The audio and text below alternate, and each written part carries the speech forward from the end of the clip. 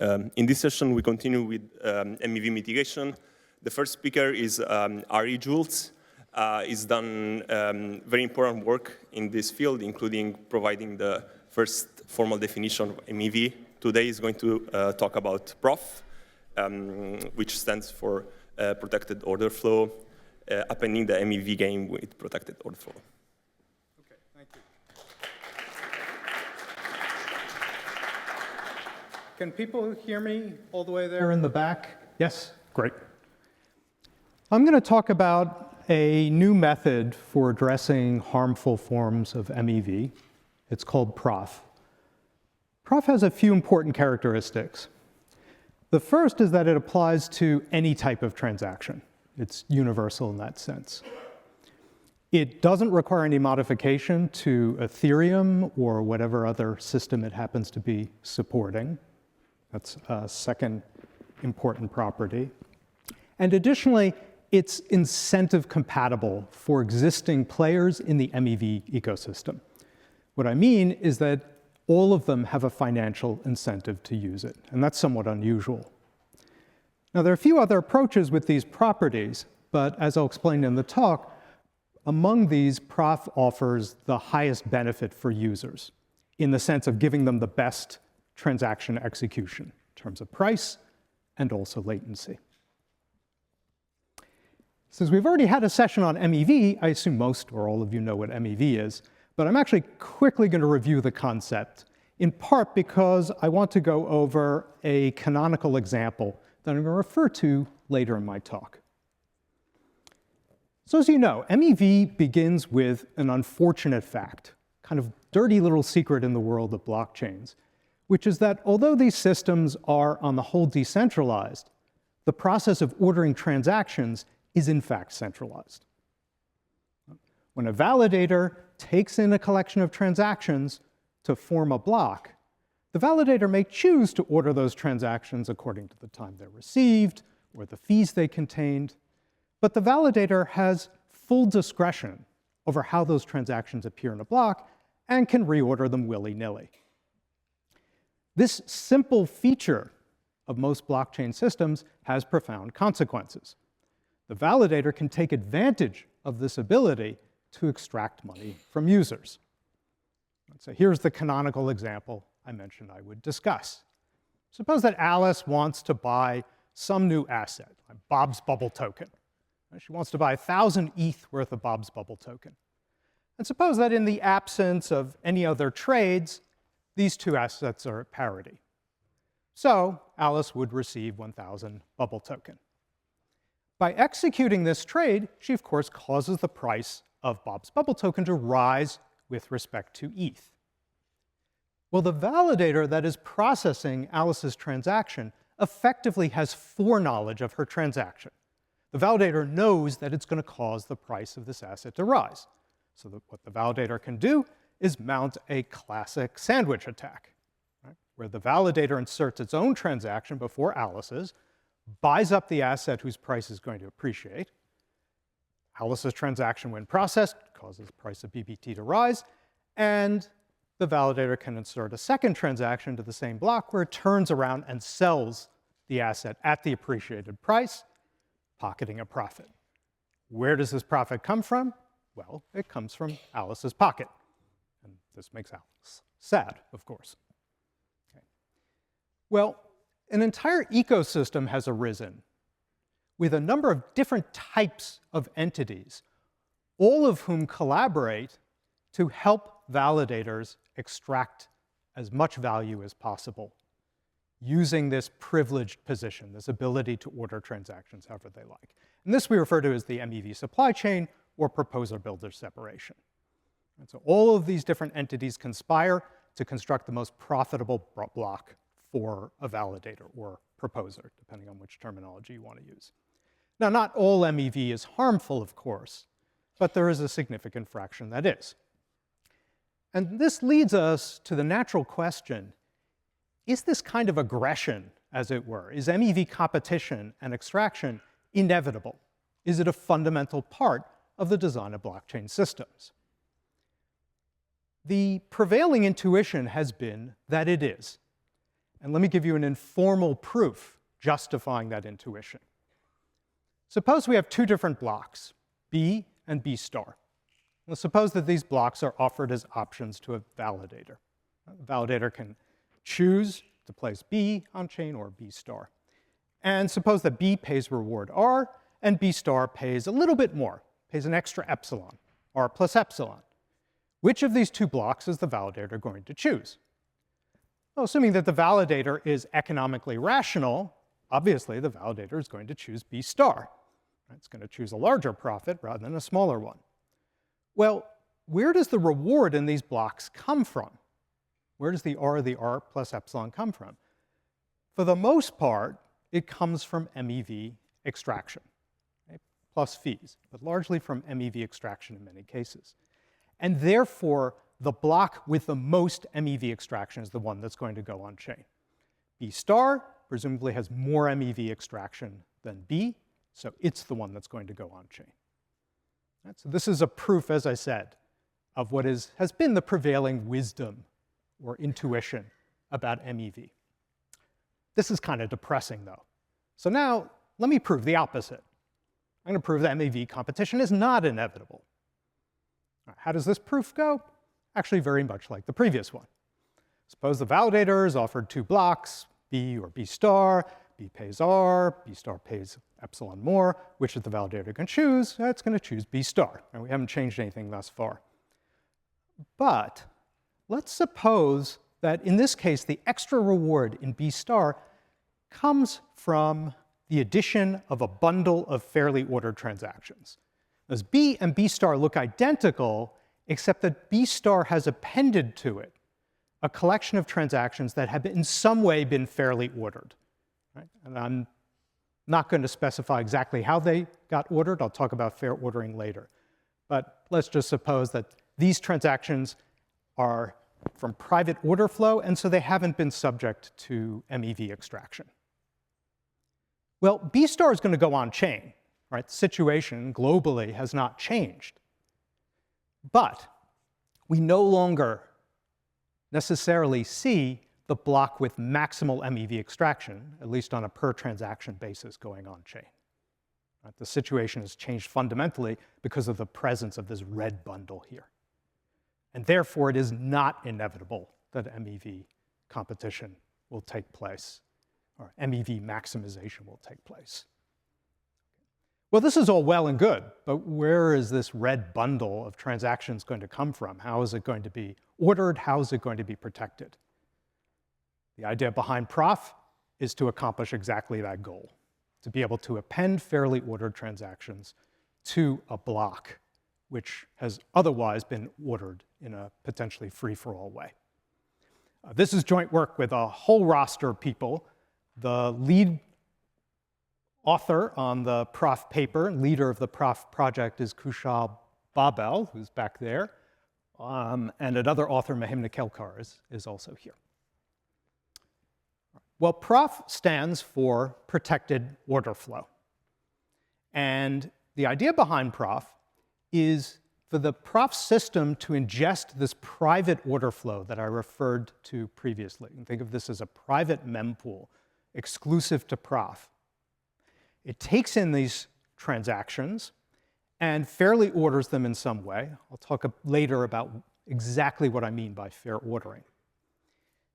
And then it makes available the following service to players in the MEV ecosystem, and I'll give you a little bit more detail later. This is a service we refer to as block enrichment. And the idea is that a player can take an original block, some block B, and give it to the Prof service, and have the Prof bundle safely appended to the block B. Safely appended in the sense that Prof enforces a very particular policy that we like to refer to as a take it or leave it policy. The validator has a choice.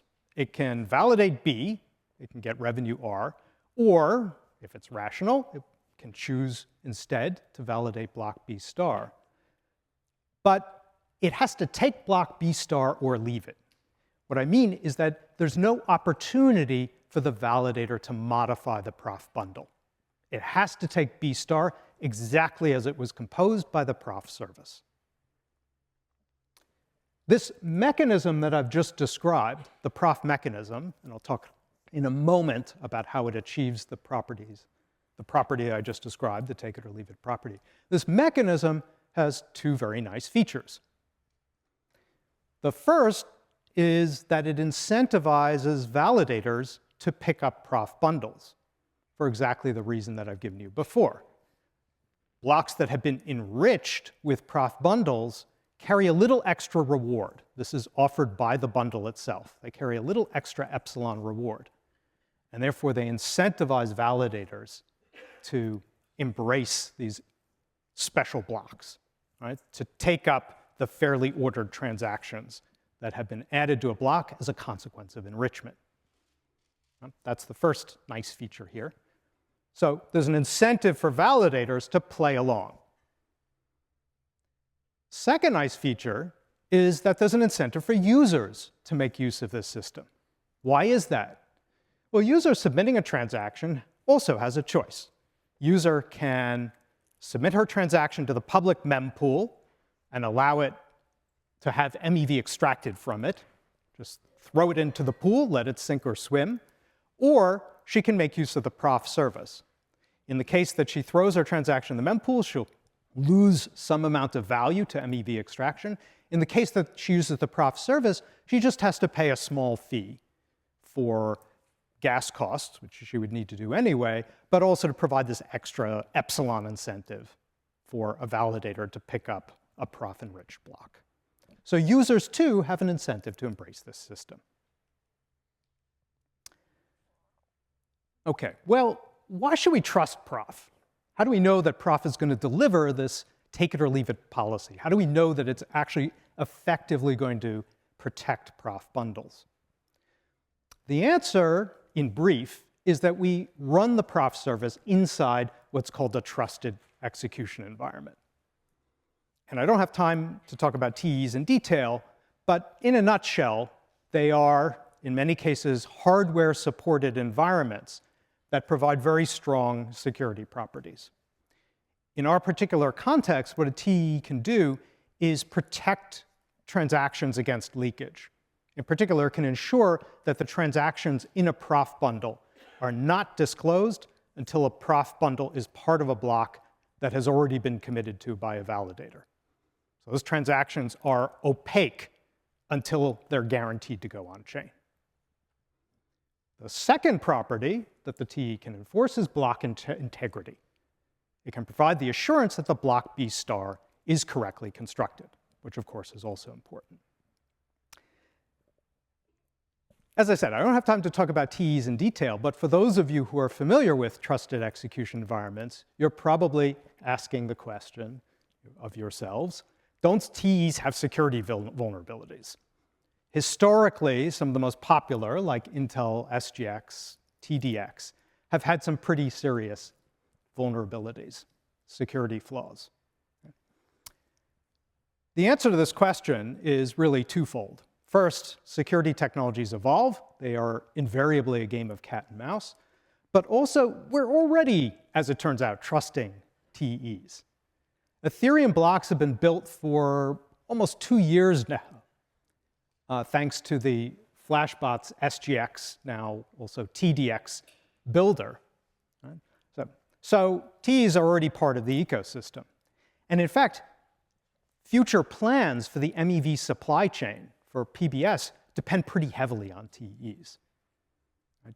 Flashbots, for instance, has proposed a system called T-Boost, whose aim is to replace relays with TEs, to remove what is today a required trust assumption for relays by using this technology.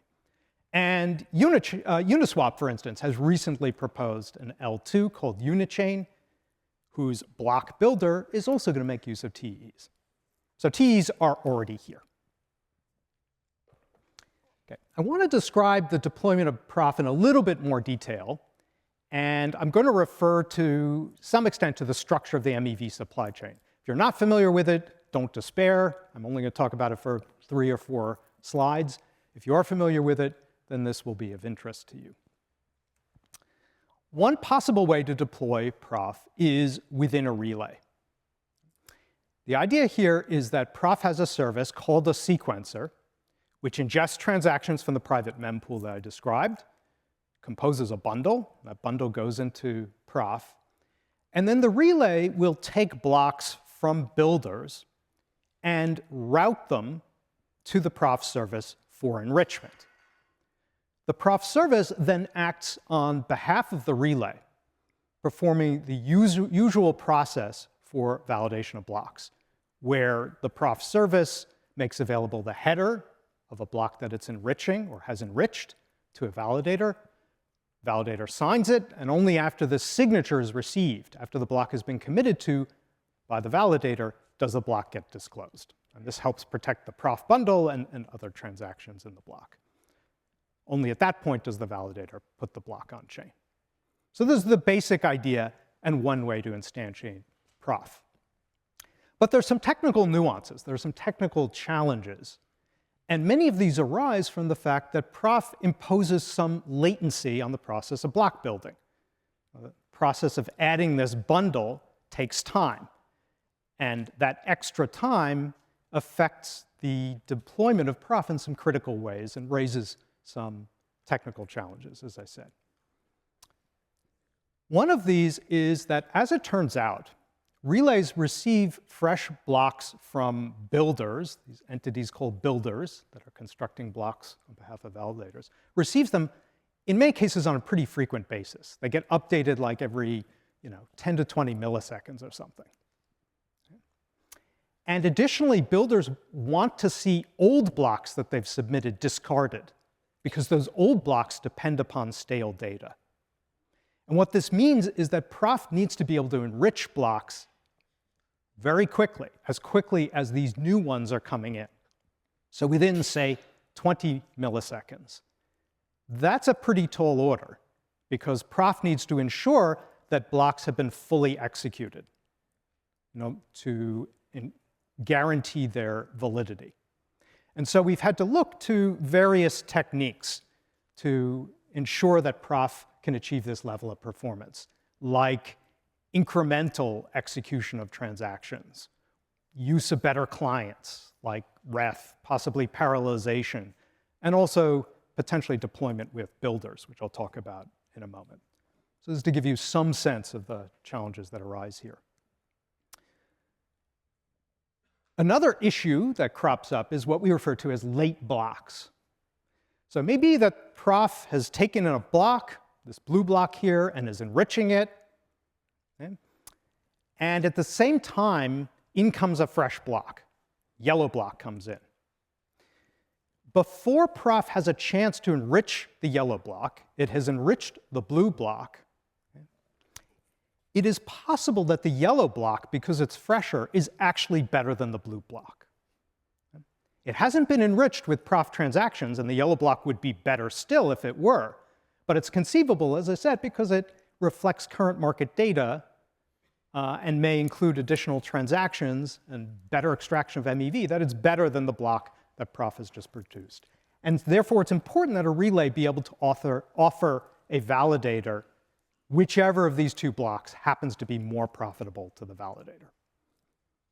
So again, this is just to give you a flavor of why deployment isn't completely straightforward here.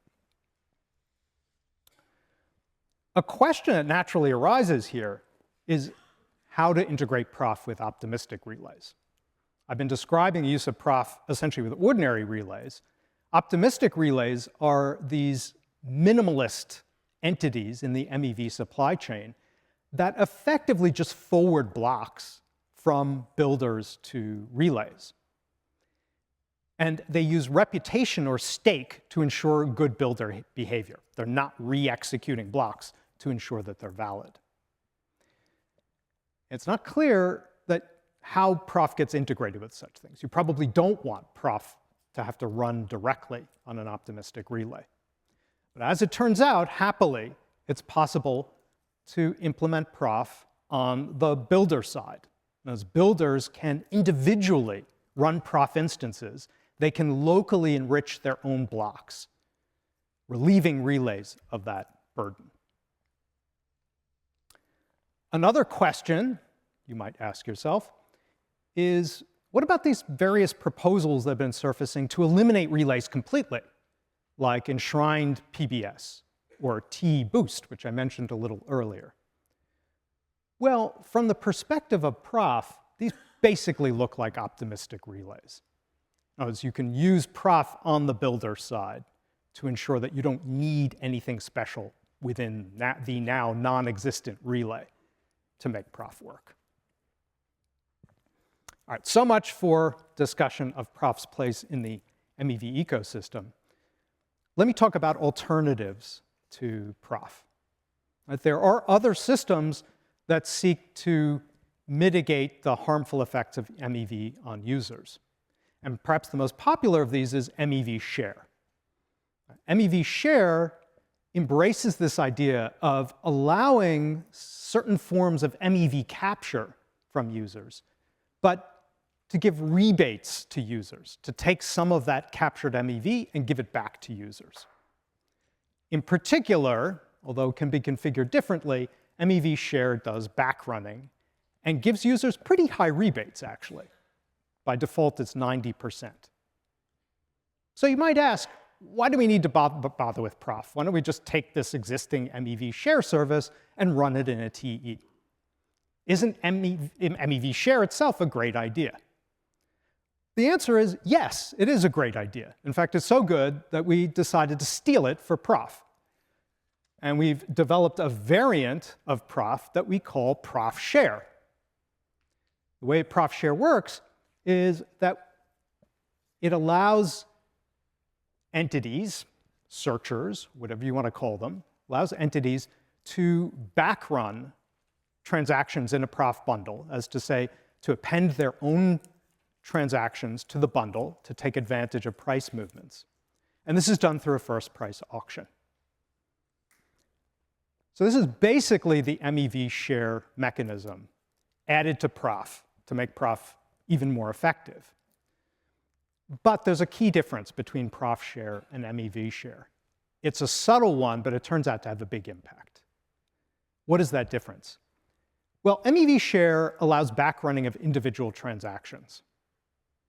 So Alice may submit a transaction, Bob may submit a transaction. Alice's transaction can be backrun before Bob's, then Bob's gets backrun in turn.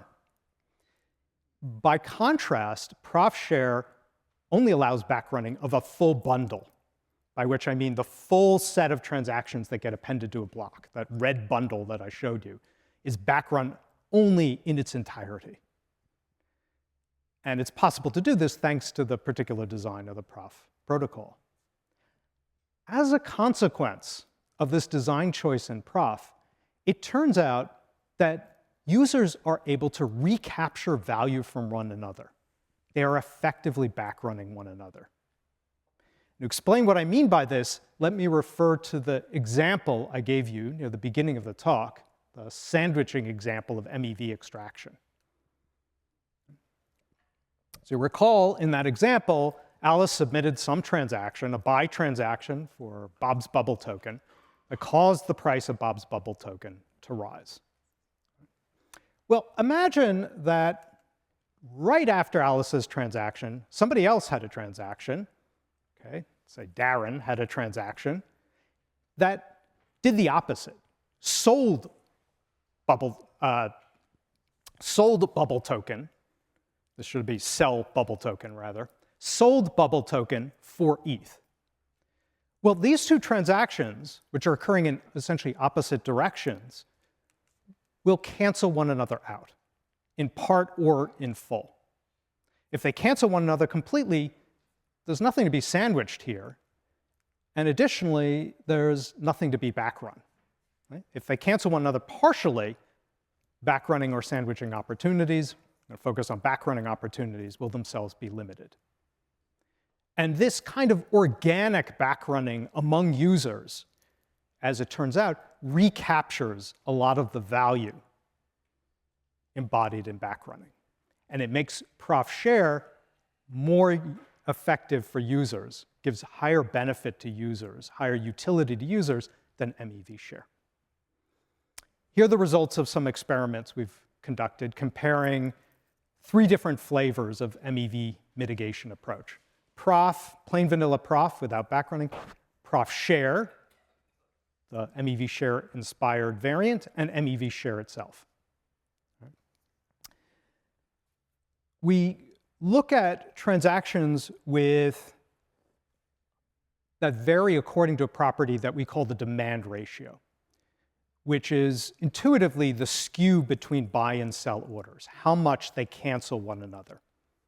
When there's a low demand ratio or a low skew, there's a high amount of cancellation. You see that on the left in the figure there. Where the demand ratio is high, the skew is high. As you can see, when the demand ratio is relatively low, prof, plain vanilla prof, because of this organic recapture of value, is actually better than MEV share on its own. Most transactions in practice, according to our experimental investigation, most blocks, I should say, in practice have a fairly low demand ratio. A majority have a demand ratio of less than 0.5. In other words, most are on the left side of this figure here. And therefore, in most cases, prof alone is better than MEV share. But where you have a high demand ratio, this value recapture really shines. And prof share then outperforms MEV share in terms of the utility it gives users, by which I mean the quality of their transaction execution, the prices they actually get when their transactions are run.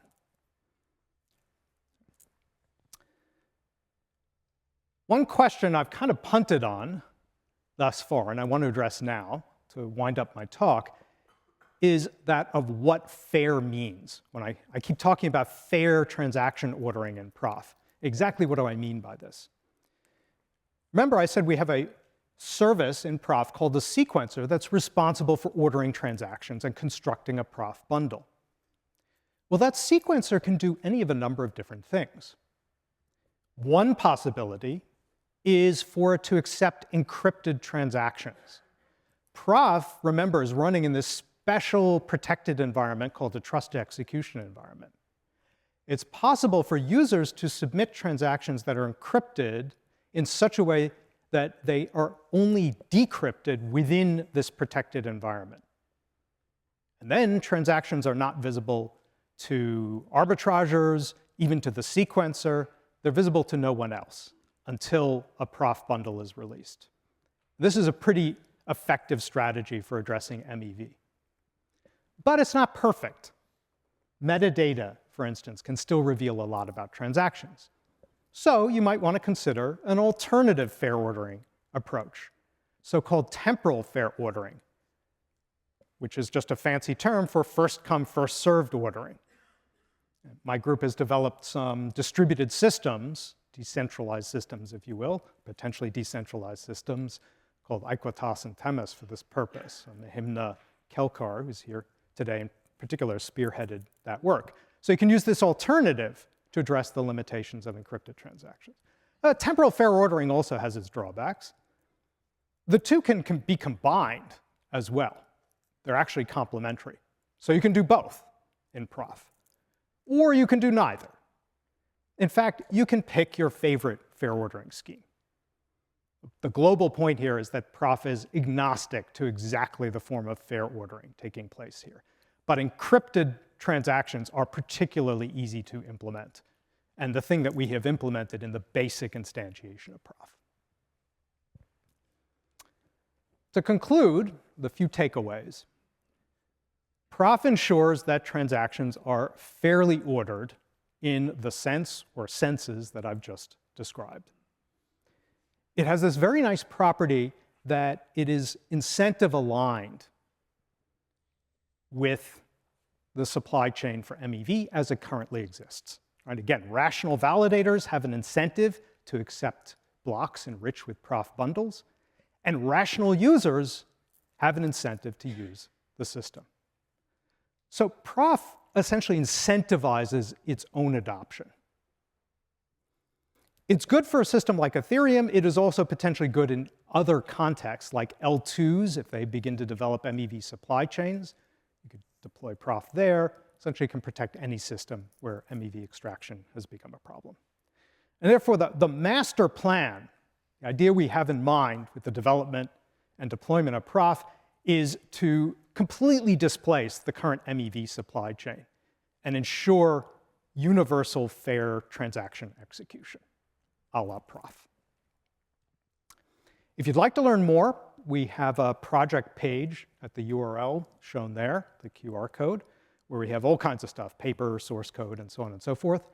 And I'm very pleased to say that the Uniswap Foundation has provided a small seed grant for initial development of Prof. There is an external team, basically a startup project, developing Prof, and they're integrating it, even as we speak, with a major relay, whose name I can't mention, but it is a big relay. So Prof is beginning to happen. Thanks very much.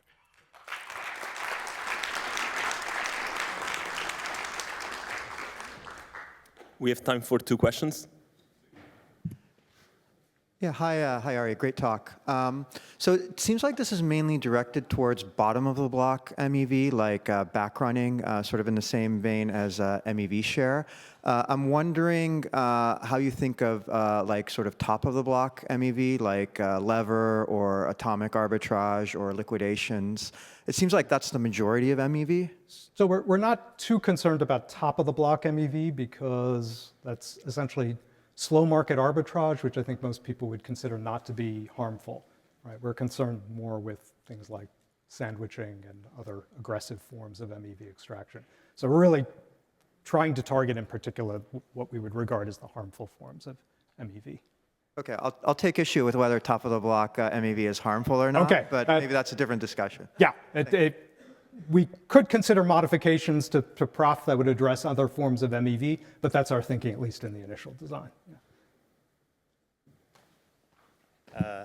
Thank you, great talk. I'm wondering, what's the incentive of a builder to integrate Prof? I mean, when you look at the Ethereum builders, they have market power for a reason. They already have access to private order flow or private information.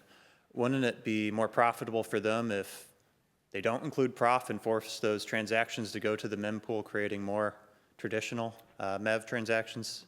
Great question. What is the incentive for builders to make use of Prof?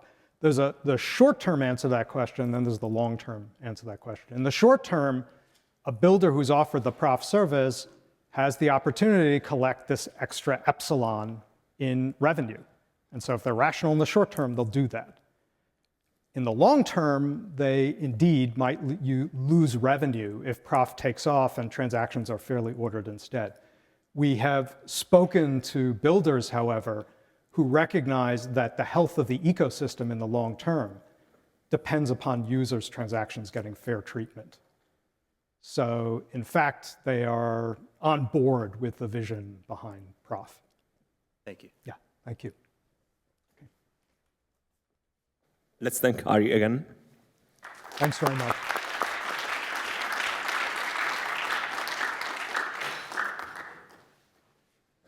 The next speaker in this session is Dan Marzek. He's been thinking and building in layer 2 MEV mitigation landscape, and he's going to talk to us about directions in layer 2 MEV mitigation. Cool. Thank you. Hello, can you hear me? Awesome. Can you guys hear me in the back? Cool. Well, let's get started. Yeah, I'm excited to give this talk, Directions in Layer 2 MEV Mitigation. I think we're sort of in a pivotal point in the ecosystem where we're emerging from the primary discourse around MEV mitigation being sort of like, hey, what is the best design for mitigating it on like sort of like a maximally permissionless blockchain? And now we're sort of in this world where there's like a lot of frankly, weird L2s that are doing cool things, and I think there's a lot of room to take sort of like shelved R&D directions and apply them to layer 2s. So I'll be going through sort of a fast-paced talk on like a grab bag of different directions that are currently being explored. Cool. So quick disclaimers, cryptography insecure, processor optimist. Love FHE and MPC, but I want indistinguishability obfuscation now, so secure processors we think gets us that. Yeah, I mentioned a lot of projects and technologies that I currently work on, and also this list is not exhaustive, so that's heavily biased towards those. Some ones in specific, I work a lot on TEs, the Unichain protocol, OP-Stack, and that should say rollup boost instead of rollup stack. And then lastly, any numbers referenced, take them with a grain of salt. They are sort of mildly scrutinized Dune queries. Cool, so I'll get into some motivation, some context setting, and then the bulk of the talk will be existing R&D directions, and then I'll give a small plug on rollup boost. So yeah, motivation, why now? People have talked about L2s for quite some time. Why is it interesting to look at now?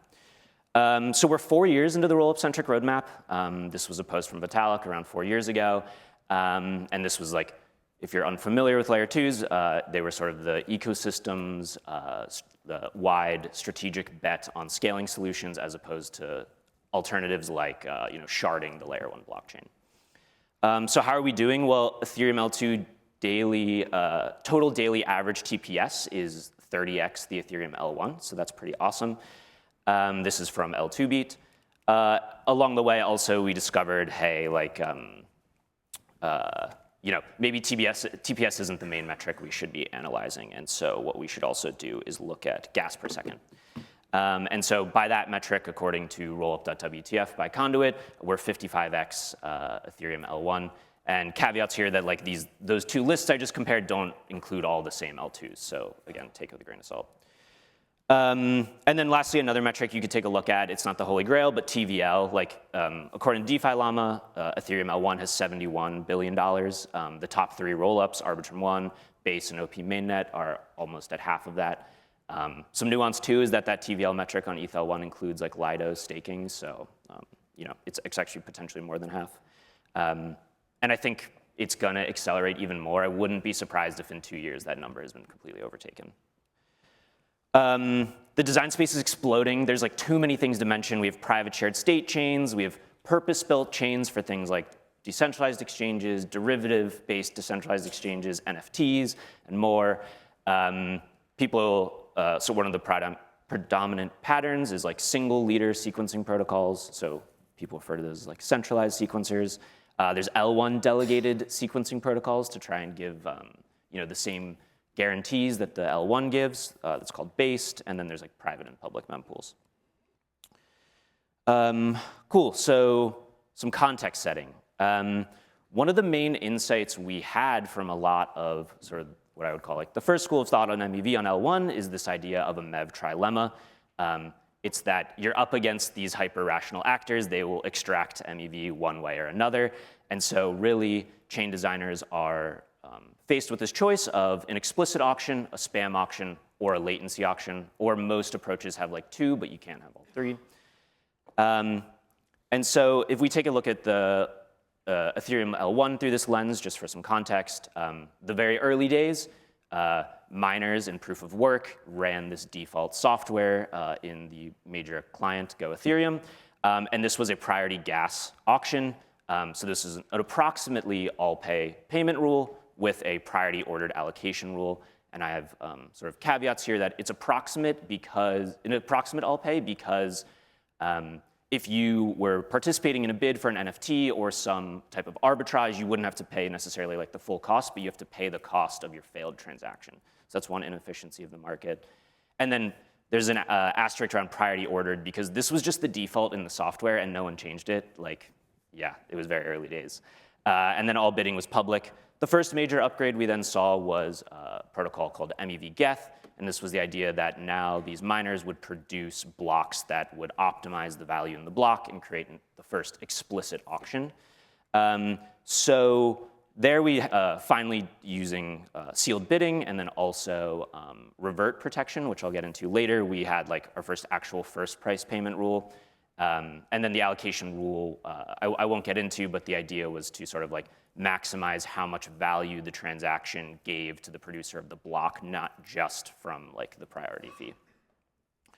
And then what's important to note is like the second major upgrade is this protocol MEV Boost. And it didn't really change the allocation or payment rule, but it did introduce this intermediary, which drastically shifted the market structure. So it's important to note. So Next up, base L2. This is one example of, this is actually probably the most popular L2 on Ethereum today, and it has a private mempool and priority ordering. Both of these are trust-based. The sequencer runs in these configurations, and we just hope they don't change them. And there's reputation at stake, so I think it's like decent for a while.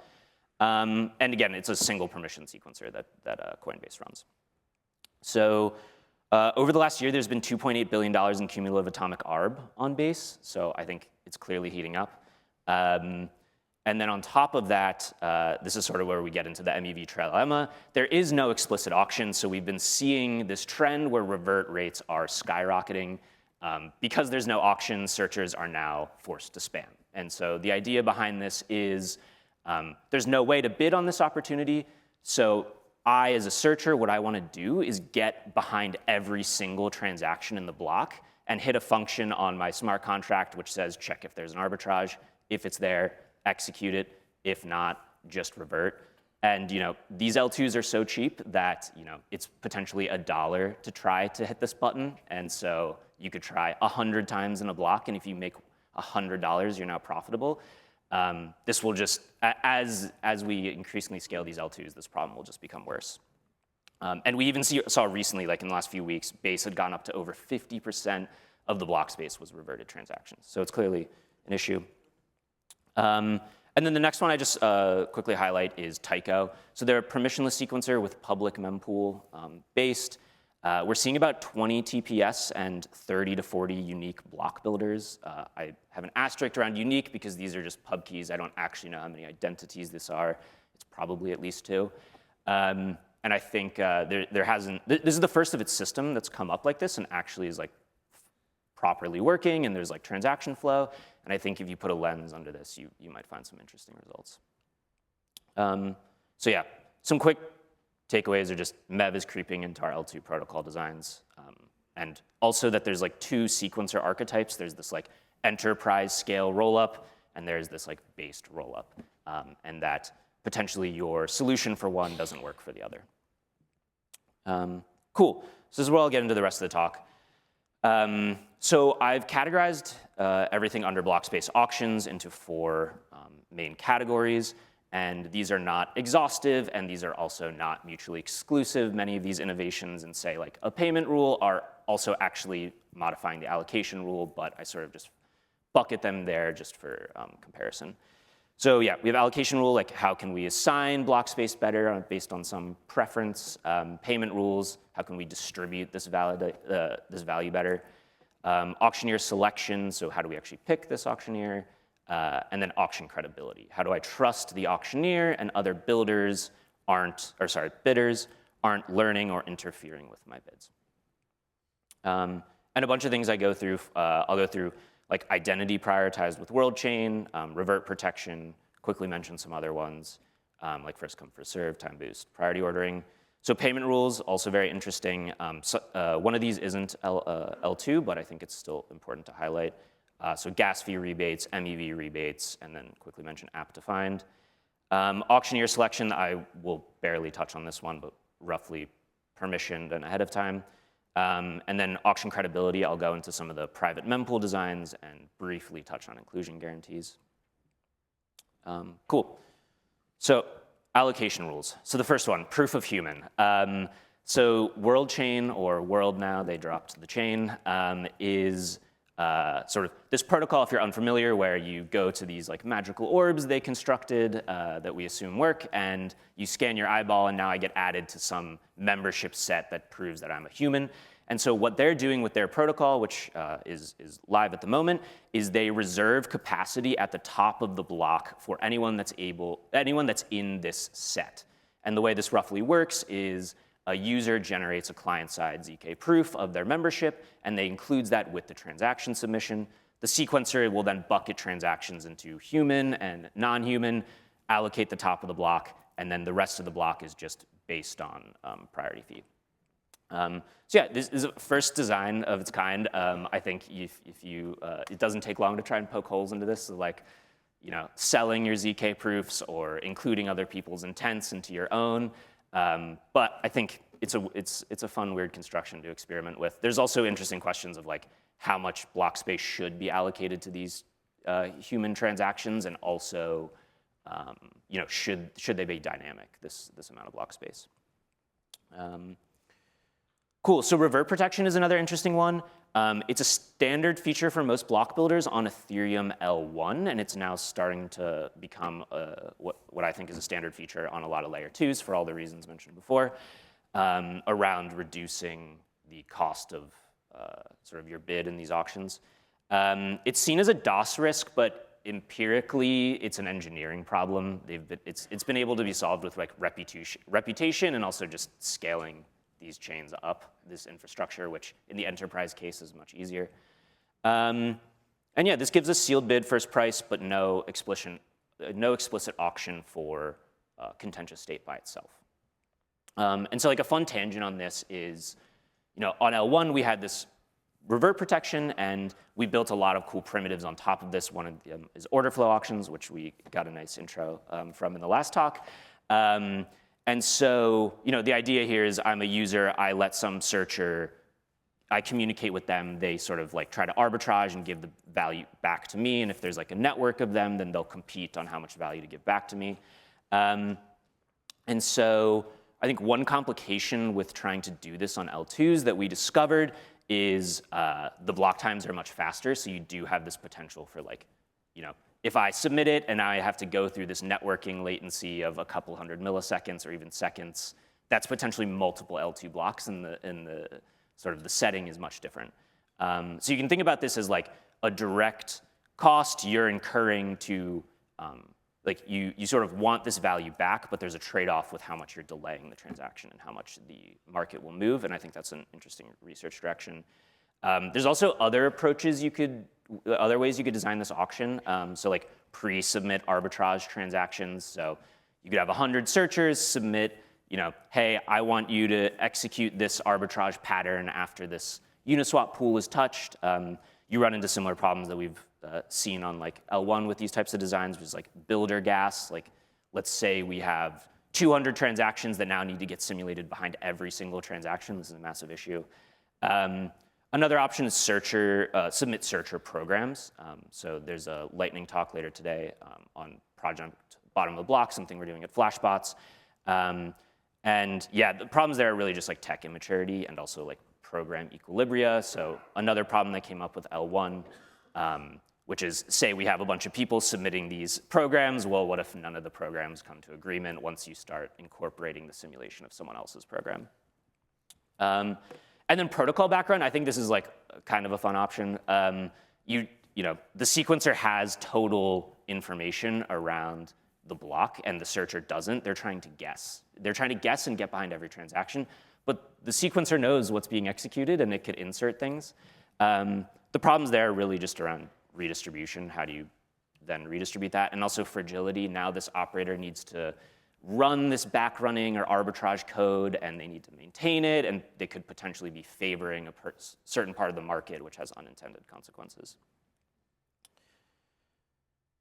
And then, yeah, there's a bunch of others that I won't really get into. First come, first serve. I think Arbitrum is doing this today, so it's, in some senses, a neutral policy. It chooses the latency auction portion of the spectrum. There's also time boost, which is a modification of first come, first serve, but it allows this explicit auction for the top of the block. Priority ordering, which we had a great talk on by Dan Robinson earlier today.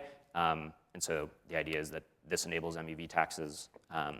And then app specific, there's two interesting cases which I won't really go into much. One is Hyperliquid, which is actually an L1, but I've been told that there's an L3 on Arbitrum that does this, but they have a basically sequencer or block builder policy that prioritizes cancel orders over good till cancel and immediate or cancel auction, orders on their order book. And then on top of that, batch auctions, there's been some projects like Sorella that have discussed like, what benefits do we get if we actually just like bake, the assumption that we're just operating on discrete time into the VM, which we already are with the blockchain. So yeah, like roughly sort of, I think the two of the challenges here for enterprise scale is just like, what are the best rules for different categories of chains and applications? So we really just need to like put the hard work into exploring that design space. And then for base rollups, this question comes up a lot, but how do you actually enforce these things? Payment rules. So these are also pretty fun. So Blast, they have this policy where they allocate all of the sequencer fees to contracts proportional to the amount of gas the contract uses. So you can think of me doing some Uniswap transaction and the sort of the pool, you know, logic uses 100K gas, and then maybe the ERC20 uses 100K gas. Well, now all of the priority fees and priority fees times the gas used for this will be split amongst the pool contract and this ERC20. And I have a bit of a joke here of it's a market-based approach to handling exploitation of this rule, because you know, if you think for a second, you can see like, oh, what if this ERC20 just uses 6 million gas and now gets all of the fees? And Blasts kind of just puts their hands up and says, well, no one will use that ERC20. So I think that's interesting. Just let the market decide. There's another interesting one from a project we're working on at Flashbots called BuilderNet. This is L1, but I think it's like very relevant in applying these to L2s. And so one of the insights we've learned from the MEV Boost auction structure is that you know, now that we've added this intermediary, searchers don't have, well, so there's essentially an incentive for searchers to either integrate with the block builder or become a block builder so that they have more information on how they can actually bid in the protocol. And so one of our goals here is to approximate a VCG mechanism using an estimate of a searcher's contribution or externality to the block. You can think of this roughly like, hey, what's the best block with my transaction, and what is the best block without it, and that's sort of my contribution. There's a lot of messy details in how you actually approximate that. And so I think Quintus will be giving a lightning talk later on the details there. And then MEV taxes, which Unichain is employing. Dan Robinson also talked about this, you know, extensively, but the idea is to just use priority fee as the demand signal and let the app decide. So yeah, this is cool because it lets them experiment with their own pricing functions. Yeah, I think one thing I also didn't really mention here is, you know, why I think experiments in sort of the payment rules section are interesting is because, you know, the reason a lot of people launched L2s was because they wanted to somehow capture their congestion fees. Well, and the L1's like slow, but they want to capture some of these congestion fees. And so they launched an L2, but it doesn't really stop there. Now apps on L2s want to launch their own L3s, and, you know, we'll end up at L6s or something soon. And so by using things like Blast and these payment rules and MEV taxes, you know, they are approaches to allowing the app to capture some of these fees and not have to sort of fragment liquidity. Auctioneer selection, I won't go into this too much. Most of them are just permissioned, so there's like really so much greenfield that you could apply to these stacks. Yeah, they just permission a single entity, usually themselves. We, with Rollup Boost, have developed a way to delegate to an external block builder or multiple on the OP stack. Then there's cool work by Espresso on ahead of time, and then also using execution tickets.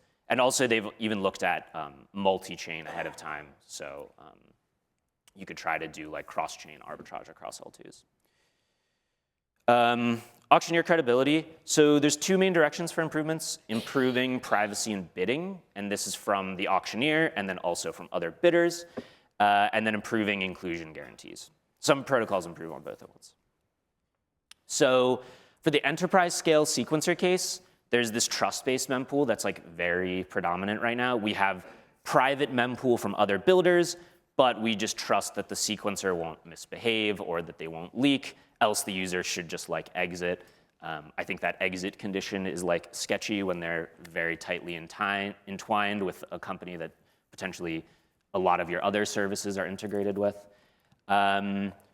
Other options are threshold encrypted mempools. So Shutter Network and Time Boost are interesting approaches here. They're private from other bidders, unless somehow you know, this party that you're threshold encrypting to is able to like capture a committee and then decrypt your transactions. So it's still a little bit risky in the completely permissionless case. But the nuance is that you can pair it with inclusion guarantees, which Shutter and TimeBoost do. And then T-encrypted mempools. So the first example of this we've developed at Flashbots with collaboration with Uniswap. So it's private from other bidders and the auctioneer, which we're very excited about. Auctioneer being the sequencer. There is nuance here that, like, it's potentially a weaker security model than just pure cryptography. Intel SGX and TDX make this assumption that anyone running this secure processor doesn't have physical access to the machine. So that's an assumption. And then even if we do have this, there's no way to prove just with this construction that the sequencer isn't delaying network traffic into the device. So I think this is a perfect opportunity to pair it with some type of inclusion guarantee.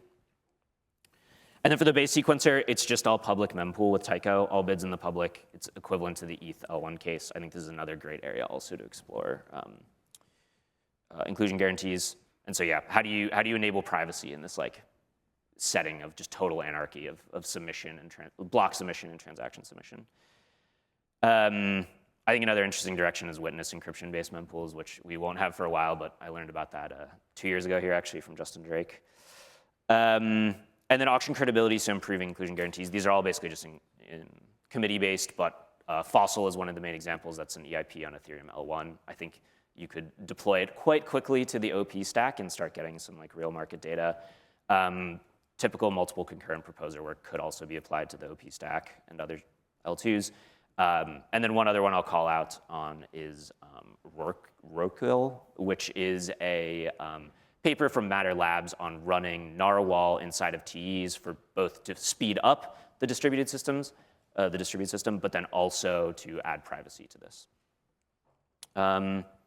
Cool, and then this is the last section. I'll just give a little shill. So, at Flashbots, we're an R&D collective.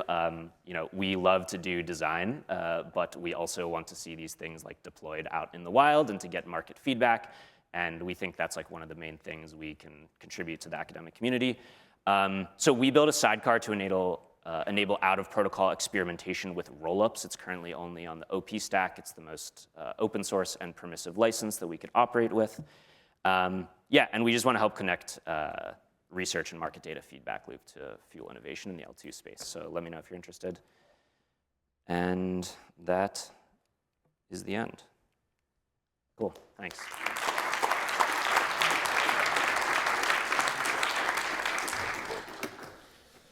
We have time for a few questions. Oh, and one communication at the end of the session, we'll take a group photo. So don't leave, but move closer to the front. Any question? It was so clear, amazing.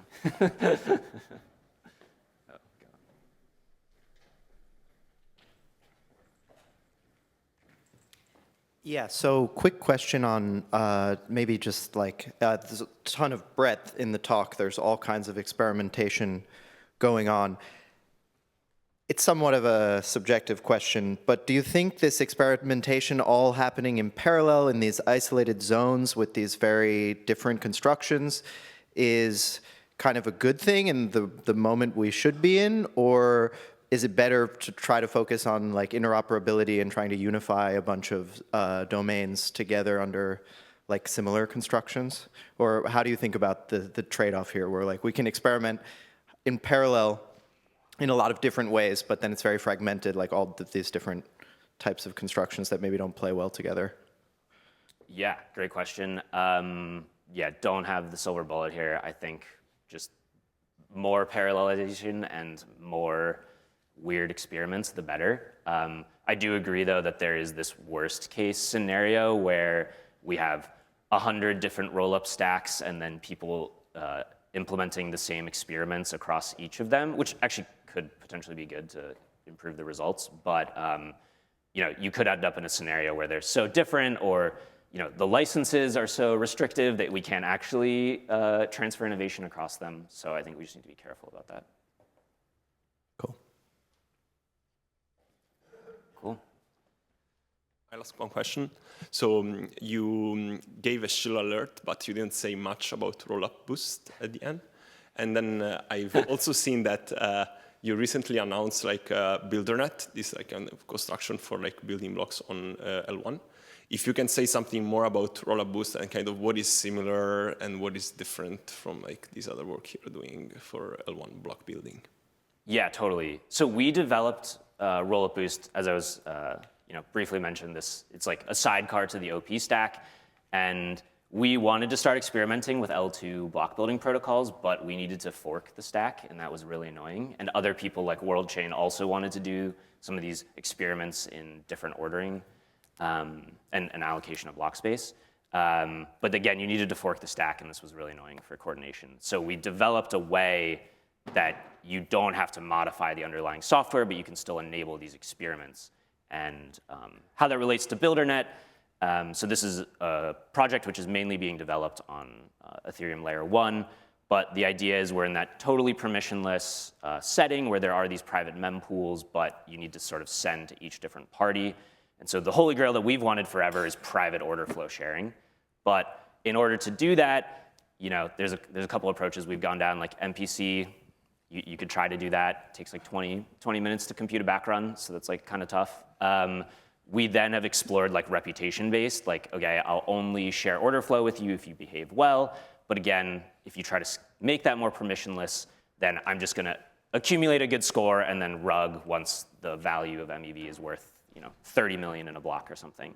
So BuilderNet is really an experiment of if we can put as much of the block building software on top of TEs, and when you now go to the repo, you download the block builder software, you put it on a TE, it creates this proof that it's running on a TE, and now we'll just share the order flow with you permissionlessly as a way to enable it. And so, once that software has been proved out a bit more, we think we can totally apply it in the layer 2 context as well through Rollup Boost. Yeah, you just mentioned one thing I wanted to clarify. You said that the people running the TEEs in BuilderNet wouldn't have physical access to the machine. Is that like a reasonable assumption to make? Or like given that the potential value of this data is very high, do you think people will try and get physical access? Yeah, I mean, the short answer is like I think it's fine for probably 2-3-ish years. But the holy grail would totally be that you could run your own trusted execution environment at home.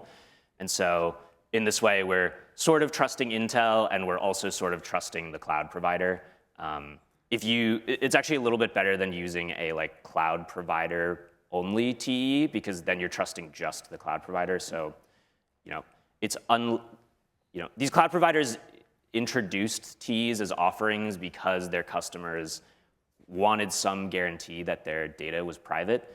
And so I think we're safe up to probably tens, maybe low hundreds of billions of dollars that they're not going to sort of renege that guarantee. So to run a BuilderNet node, you have to be running in an Intel box that's within some known cloud provider. Yeah, in a cloud provider right now. Cool, thanks. Cool. Oh. How does this all fit in with the movements in account abstraction for user operations? Oh, yes, good question. It could be a whole, probably even longer talk. I think a lot of L2s are experimenting with newer transaction types. So this WorldChain example is like one that's a new transaction type. I think Ithaca, which is a project out of Paradigm, is experimenting with just completely removing a transaction type and using like natively abstracted transaction types at the sequencer level. So yeah, there are some experiments. I don't think that gives you a good framework, but just some ideas. All right, let's thank Dan again. And also Ari.